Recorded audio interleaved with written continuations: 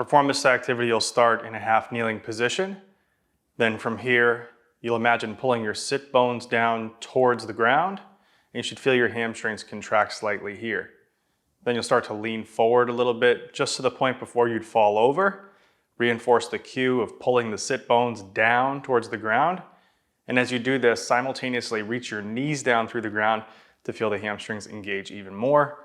And then in this position, you can hang out, performing a series of breaths, gently in through the nose and out through the mouth, or out through the nose.